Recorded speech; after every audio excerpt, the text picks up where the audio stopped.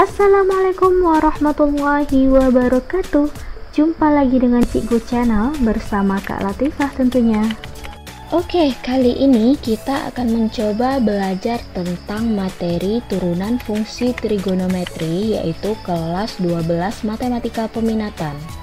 Nah, sebelumnya kita sudah belajar tentang materi limit fungsi trigonometri ya.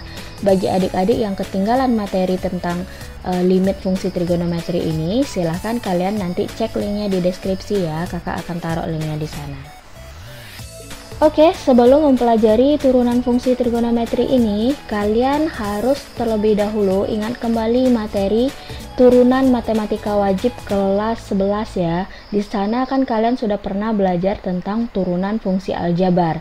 Nah, sifat-sifat yang ada di turunan fungsi aljabar ini masih akan terpakai juga kok di turunan fungsi trigonometri. Misalnya aturan turunan fungsi yang U kali V gitu ya. U kali V kan jika diturunkan menjadi U aksen V tambah UV aksen gitu kan. Atau misalnya U bagi V gimana turunannya. Berarti kalau pembagian kan turunannya U aksen V kurang UV aksen bagi V kuadrat kan gitu ya. Oke, setelah kalian memahami kembali turunan fungsi aljabar, barulah nanti terasa enjoy kita belajar tentang turunan fungsi trigonometri ini, karena materinya sangat bersangkut paut sekali gitu loh. Kemudian kalian juga harus memahami tentang penyederhanaan trigonometri dengan cara identitas trigono gitu ya, atau dengan sudut rangkap dan lain sebagainya, itu juga harus kalian pahami. Pokoknya kalian itu harus ingat lagi materi-materi trigonometri dasar lah ya, yang sudah kalian pelajari di kelas 10 dan 11. Oke, kita akan review sedikit materi turunan yang sudah kalian pelajari di kelas 11 ya, yaitu tentang definisi turunan itu sendiri. Nah, di kelas 11 kalian pasti dong sudah tahu apa itu definisi turunan.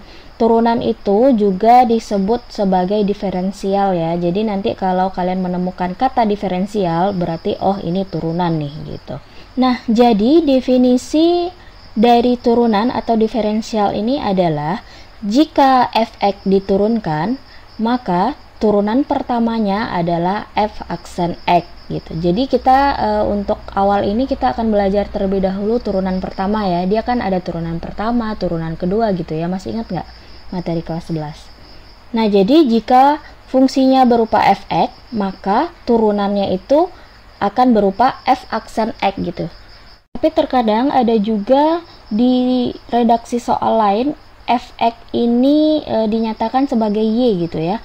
Kan f(x) dengan y itu sama aja artinya. Nah, kalau seandainya di soalnya itu fungsinya berupa y, maka turunannya itu akan berupa y aksen gitu loh. Jadi ini lebih sekedar ke aturan penulisannya aja gitu ya. Jadi kalau di soal itu tertulis f(x), maka untuk turunannya kita harus menuliskan f aksen x gitu. Dan kalau di soal itu fungsinya tertulis y, maka kita harus menuliskan turunannya sebagai y aksen gitu. Namun terkadang selain f aksen x atau y aksen x ini, turunan itu juga disimbolkan dengan, kalau misalnya fungsi pada soalnya berupa y, berarti turunannya juga bisa menjadi dy per dx gitu. Dimana dy ini, y ini artinya fungsinya, kemudian x ini adalah variabel yang terkandung dalam fungsi tersebut gitu. Jika variabelnya variabel x, berarti dy per dx gitu. Atau misalnya jika soal itu berupa fx, maka untuk turunannya boleh kita buat f aksen x, boleh juga kita simbolkan dengan dfx, karena fungsinya di sini kan disimbolkan dengan fx gitu ya, makanya dfx kita bikin per dx. Nah, fx ini melambangkan fungsinya dan x yang di bawah adalah melambangkan variabelnya gitu. Jadi kalian boleh memilih untuk menuliskan simbol dari turunan ini, boleh disimbolkan dengan f aksen x dan boleh juga disimbolkan dengan dfx per dx. Nah, itu jika fungsi pada soalnya dilambangkan dengan fx. Apabila fungsinya dilambangkan dengan y, maka kalian bisa menuliskan turunannya berupa y aksen, atau boleh juga kalian tuliskan sebagai dy per dx gitu. Jadi nanti kalau kalian ketemu dengan lambang-lambang yang seperti ini, f aksen x, y aksen, dfx per dx atau dy per dx, maka ini semua adalah simbol-simbol dari turunan gitu. Nah, kita akan review lagi tentang turunan fungsi aljabar yang telah kalian pelajari di kelas 11 ya. Cara menurunkan sebuah turunan itu kalian masih ingat nggak? Misalnya ada fungsi berupa y a x pangkat n gitu ya. Gimana cara menurunkannya? Nah, ini yang kakak maksud tadi. Jika fungsi pada soalnya berupa y, berarti turunannya itu adalah y aksen. Jadi, jika fungsi pada soalnya ini berupa fx, maka turunannya berupa f aksen. Seperti itu ya. Maka turunan dari fungsi y ini adalah bagaimana? Pangkatnya ini kita turunkan ke bawah, berarti jadi n, kemudian ax-nya tetap. Setelah itu pangkatnya kita kurangi dengan 1. Masih ingat kan pelajaran kelas 11? Misalnya ada contoh soal seperti ini. Fx sama dengan 2x pangkat 3 kurang 6x gitulah misalnya ya. Ini fungsinya berupa fx, berarti turunannya kita simbolkan dengan f aksen x. Nah, untuk menurunkannya, kalian lihat suku yang pertama, pangkatnya 3, berarti kita sesuaikan dengan rumusannya tadi, pangkatnya kita turunkan, berarti 3 diturunkan. Setelah itu 2x, kita tuliskan 2x-nya. Kemudian pangkatnya dikurangi 1. 3 kurang 1 berapa? Iya, berarti berpangkat 2. Kemudian lagi kurang 6x. Nah, x-nya ini berpangkat berapa nih? Berpangkat 1 kan? Berarti satunya turun ke bawah. Kurang 1, terus dikali dengan 6x. Pangkat 1 dikurangi 1, berarti berpangkat 0. Ini dapatnya berapa? 3 kali 2, 6. X kuadrat. 1 kali 6 berarti 6. X pangkat 0. X pangkat 0 berapa? 1 ya.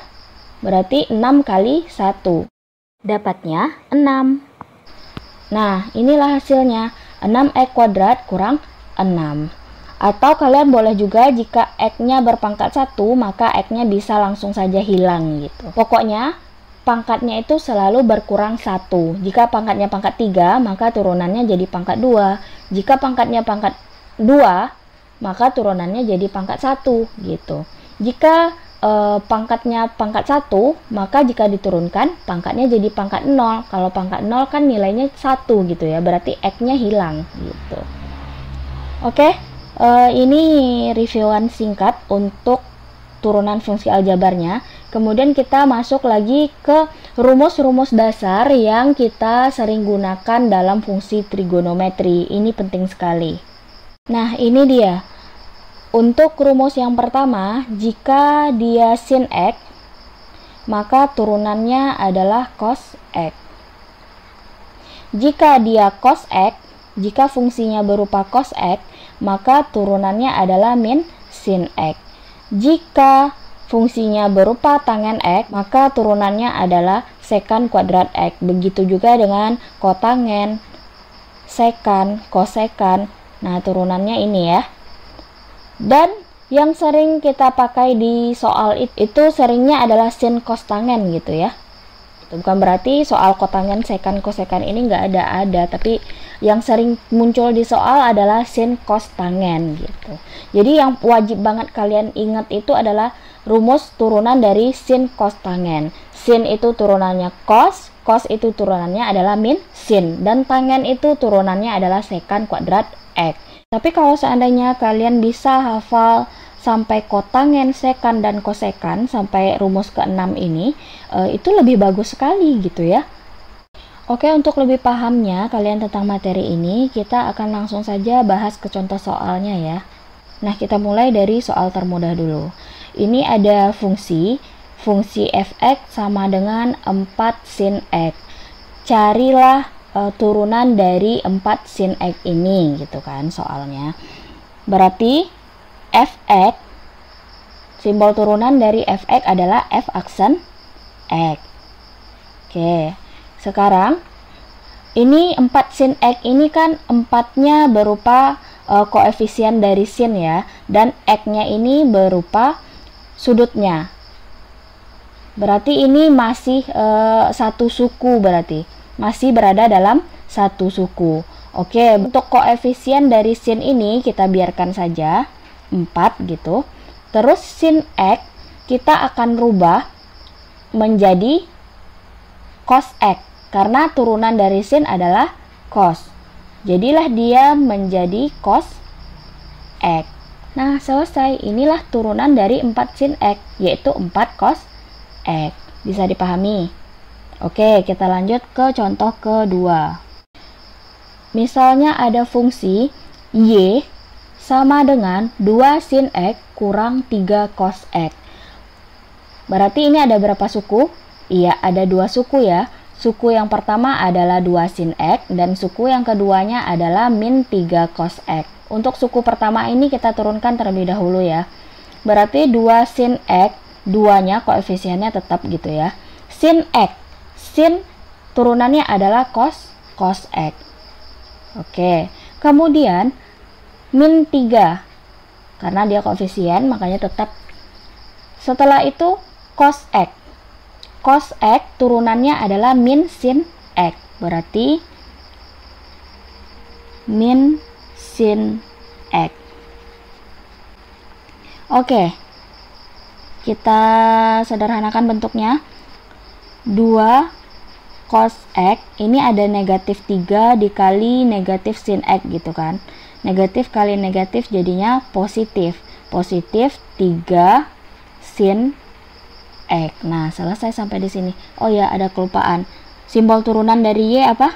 Y aksen. Nah, berarti turunan dari y sama dengan 2 sin x kurang 3 cos x.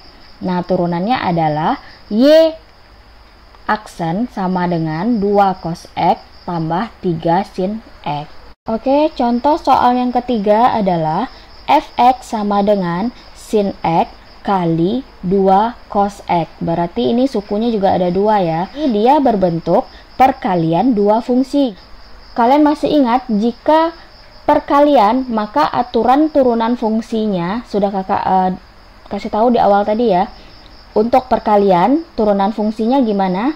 Iya, kita misalkan sin x ini dengan u, kemudian 2 cos x ini kita misalkan dengan v. Untuk perkalian itu gimana rumusnya?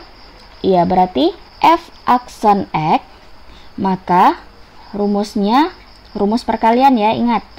U aksen v ditambah u v aksen. Nah, kita sudah tahu tadi u-nya adalah sin x. Kemudian v-nya adalah 2 cos x. Oke. Kita buatkan di sini terlebih dahulu, u-nya adalah sin x. Untuk u aksennya berarti turunan dari sin x ini.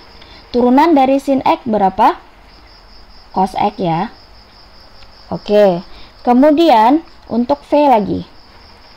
V-nya adalah 2 cos x. Berarti turunan dari v atau v aksen adalah 2-nya tetap, kemudian cos x-nya kita turunkan menjadi min sin x.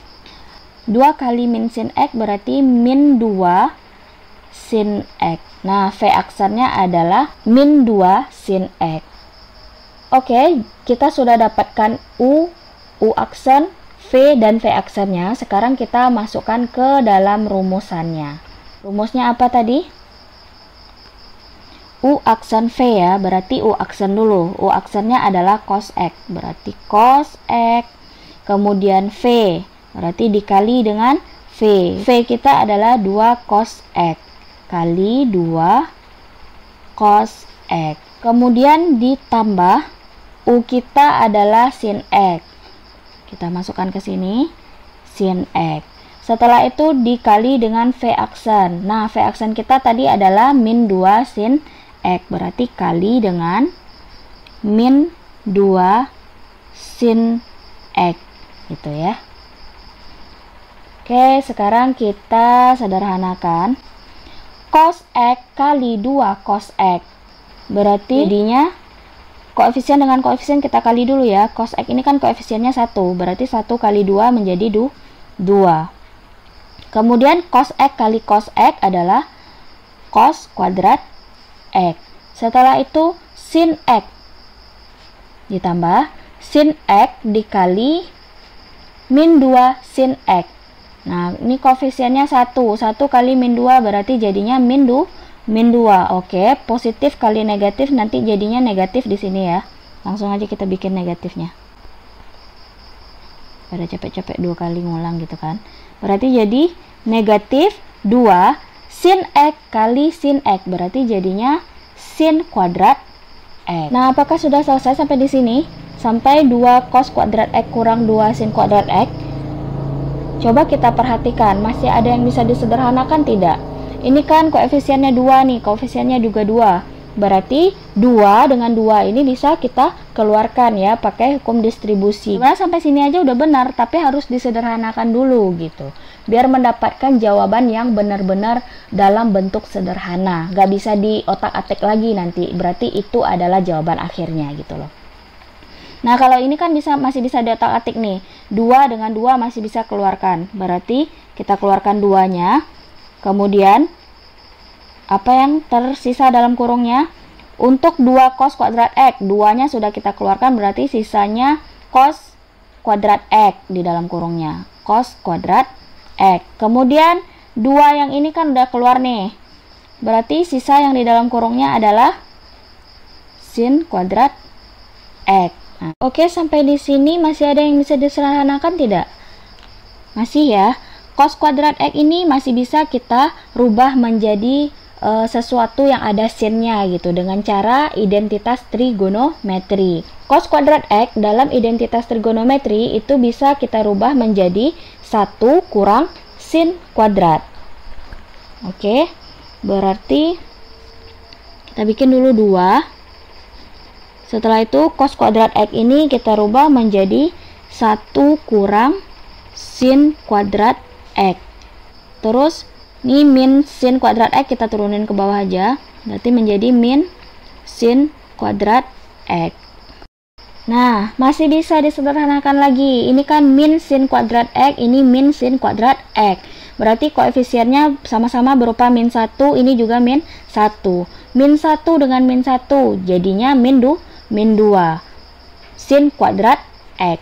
Berarti kita jadikan seperti ini. 2, 1 dikurang min 1 kurang 1 tadi kan min 2 gitu ya. Nah, dikurang 2, kemudian sin kuadrat X, ini juga sin kuadrat X, berarti jadinya sin kuadrat X.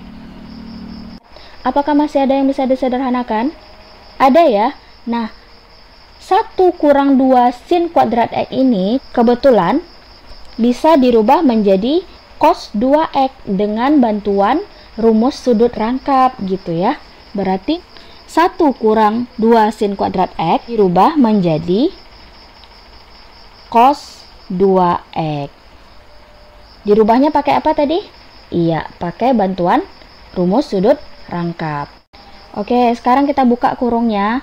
2 ini kita kalikan dengan cos 2X, berarti menjadi 2 cos 2X. Nah, sekarang tidak bisa lagi disederhanakan. Sudah sampai sini mentoknya, berarti jawabannya adalah 2 cos 2X. Bisa dipahami? Oke, sekarang kita masuk ke contoh soal yang keempat ya. Nah, misalnya ada soal fx sama dengan x pangkat 4 dikali cos x atau x pangkat 4 cos x gitu ya. Bagaimana cara menurunkan fungsi ini? Ya, berarti ini ada berapa suku? Sukunya ada dua. Yang pertama suku X pangkat 4, kemudian suku cos X gitu. Berarti ini adalah perkalian dua suku. Jika perkalian dua suku, kita juga pakai pemisalan UV tadi. Berarti yang jadi U-nya adalah X pangkat 4, yang jadi V-nya adalah cos X. Oke, untuk F aksen X-nya atau untuk turunannya, berarti kita bikin coret-coretan di sini dulu, atau kalian kalau mau bersih catatannya bisa kalian cari di buram ya, turunan dari si U berapa, U aksennya berapa, kemudian V aksennya berapa gitu. Boleh kalian cari di buram. Kalau kakak kan di sini aja bikinnya. Oke, kita tadi punya U X pangkat 4. Untuk U aksennya berarti turunan dari si U ini, kita turunkan X pangkat 4. Nah, ini kan cuma turunan aljabar biasa ya. Aljabar biasa gimana cara nuruninnya? Iya, kita turunkan dulu pangkatnya ke bawah. Pangkatnya kan ini pangkat 4. Berarti bikin dulu 4 di bawah. Setelah itu X pangkat 4. Pangkat 4-nya kita kurangi dengan 1. Berarti 4 kurang 1 jadi X pangkat 3. Maka U aksennya adalah 4X pangkat 3. Kemudian untuk V, kita punya V berupa cos X. Jadi untuk V aksennya, maka cos X menjadi turunan cos X berapa? Min sin X. Nah, kita sudah punya U aksen, V dan V aksen. Berarti bisa kita masukkan ke rumus. Apa rumusannya tadi? Jika perkalian U aksen V ditambah U V aksen gitu ya. Oke, berarti kita masukkan semua bahan-bahan kita tadi. Kok kayak masak jadinya ya? Ya memang seperti memasak gitu ya. Ini bahan-bahan kita ada U aksen, V dan V aksen. Kita masukkan bahan-bahan ini ke dalam rumusannya supaya jadi masakan yang enak gitu. Oke, berarti F aksen X-nya sama dengan U aksen. U aksen kita tadi 4X pangkat 3. Berarti bikin di sini 4X pangkat 3. Dikali V, berarti kita masukkan V kita cos X. Jadilah dia cos X. Ditambah U kita adalah X pangkat 4. Dikali V aksen. V aksen kita adalah min sin X. Ya, kita sederhanakan lagi ya. 4X pangkat 3 dikali cos X. Jadilah dia 4X pangkat 3 cos X. Kemudian, X pangkat 4, positif X pangkat 4 dikali min sin X. Positif kali negatif berarti jadinya negatif ya. Negatif X pangkat 4 sin X. Oke, masih adakah yang bisa kita sederhanakan? Kita cek dulu. Sepertinya tidak ya. Oke, jika tidak berarti jawabannya sampai di sini. 4X pangkat 3 cos X dikurang X pangkat 4 sin X. Nah, ini kan dari tadi perkalian U kali V aja nih. Coba kita cari soal yang berupa pembagian fungsi gitu. Supaya bisa teraplikasikan juga aturan turunan fungsi yang pembagian U per V-nya. Soal ke-5. Kita ganti ke slide berikutnya ya. Nah, di sini ada soal Y sama dengan cos X per 1 kurang sin X. Nah, kita menemukan soal yaitu fungsinya berupa pembagian fungsi gitu ya. Dimana cos X per atau dibagi 1 kurang sin X. Nah, untuk pembagian fungsi ini U, ini V. Bagaimana cara menurunkannya? Jadi, jika Y-nya berupa U per V atau pembagian dua fungsi, maka Y aksennya bisa kita gunakan rumus U aksen V dikurang UV aksen per V kuadrat. Nah, rumus ini bisa kita gunakan ya. Oke, berarti kita cari dulu U aksen dan V aksennya. Di soal, U-nya adalah cos X. Jadi, U aksennya adalah cos X memiliki turunan min sin X. Ya, turunan cos kan min sin ya. Kemudian untuk V. V tadi di soalnya adalah 1 kurang sin X. Berarti V aksen kita adalah, karena 1 kurang sin X ini kan dia 2 suku nih. Suku pertamanya angka 1, suku keduanya adalah min sin X. Oke, kita turunkan satu persatu. Angka 1, turunan dari angka 1. Turunan dari angka 1 kan 0 ya. Ini berlaku untuk turunan fungsi aljabar. Jika dia hanya konstanta saja seperti angka 1 ini, tidak memiliki variabel X, nah maka dia turunannya adalah 0.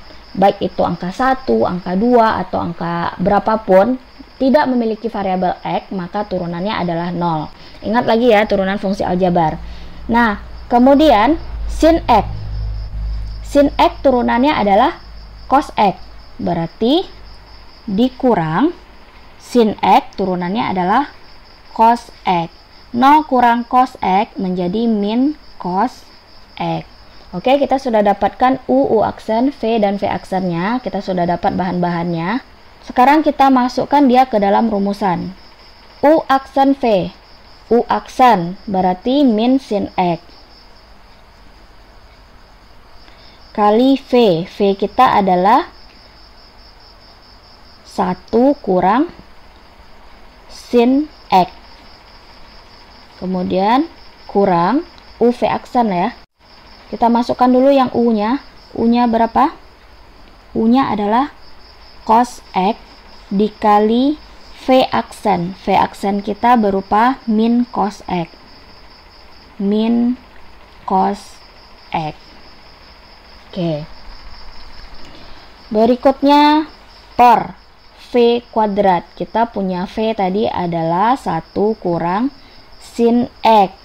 Karena V kuadrat berarti ininya dikuadratkan. Oke, kita lanjutkan.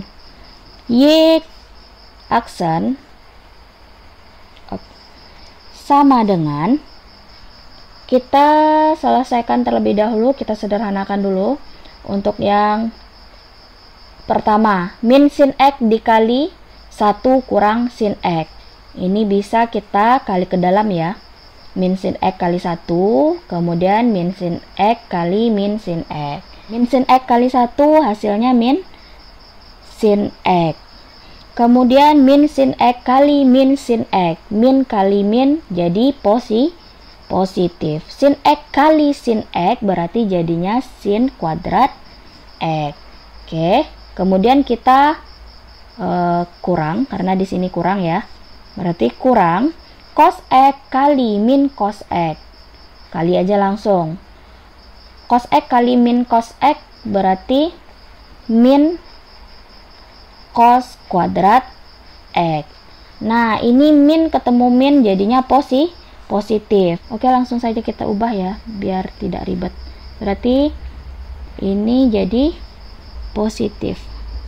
Nah, per di bawahnya adalah 1 kurang sin X dikuadratkan. Kemudian coba kita perhatikan masih ada yang bisa disederhanakan atau tidak. Nah, betul sekali ya. Ini kan ada sin kuadrat X dengan cos kuadrat X. Kalian ingat tidak rumus identitas trigonometri? Jika ada sin 2X tambah cos 2X, maka nilainya adalah 1. Jadilah dia Y aksen sama dengan min sin X, jadinya ditambah sin kuadrat X tambah cos kuadrat X. Ini kita rubah jadi 1 ya. Per 1 dikurang sin X sama dengan pangkat 2. Oke, masih bisa ini kita sederhanakan. Min sin X tambah 1, kita rubah letaknya ya. 1 itu kita taruh di depan, positif 1 berarti 1. Kemudian min sin X-nya kita taruh belakang. Jadi min sin X, biar lebih bagus bentuknya gitu ya. Per, di bawahnya 1 kurang sin X dikuadratkan. Kalau kuadrat berarti bisa kita jadikan menjadi 1 kurang sin X. Kan dia kuadrat tuh, berarti dikali sebanyak 2 kali gitu kan. Kali lagi dengan 1 kurang sin X. Nah, sekarang kita lihat atas bawah. 1 kurang sin X, di bawahnya juga 1 kurang sin X. Bisa kita sederhanakan tidak? Oke, bisa ya kita coret atas bawah karena kan sama. Atasnya 1 kurang sin X, bawahnya juga 1 kurang sin X. Kita coretlah mereka berdua. Iya, apa yang tersisa? Sini tersisa 1, yang bawahnya tersisa 1 kurang sin X. Oke, kita bikin di bawah. Jadi tersisa menjadi 1 per 1 kurang sin X. Nah, inilah jawabannya karena ini bentuk paling sederhananya. Oke, untuk kali ini cukup dengan 5 pembahasan soal dulu ya. Jika dari kelima soal ini ada yang kalian tidak pahami, silakan bertanya di kolom komentar. Untuk pertemuan selanjutnya, insya Allah kita akan membahas materi turunan fungsi trigonometri ini lebih dalam lagi ya. Karena ini kan baru soal-soal dasar gitu ya, soal-soal bentuk yang sederhana. Oke, kita cukupkan sampai di sini. Terima kasih sudah menonton videonya sampai akhir. Jangan lupa tinggalkan jejak berupa like, komen, dan subscribe. See you, bye-bye. Assalamualaikum warahmatullahi wabarakatuh.